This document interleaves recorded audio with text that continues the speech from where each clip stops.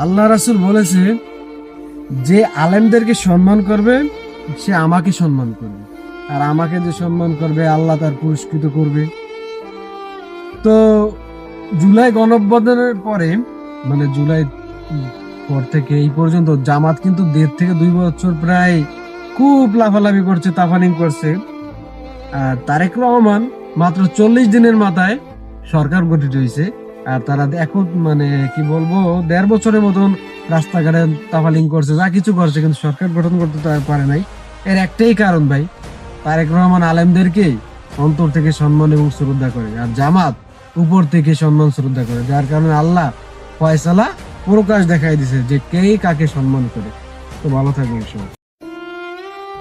আল্লাহ রাসূল বলেছে, যে আলেমদেরকে সম্মান করবে সে আমাকে সম্মান করবে, আর আমাকে যে সম্মান করবে আল্লাহ তার পুরস্কৃত করবে। তো জুলাই গণঅভ্যুত্থানের পরে, মানে জুলাই পর থেকে এই পর্যন্ত জামাত কিন্তু 1.5 থেকে 2 বছর প্রায় খুব লাফালাফি করছে, তাফানিং করছে।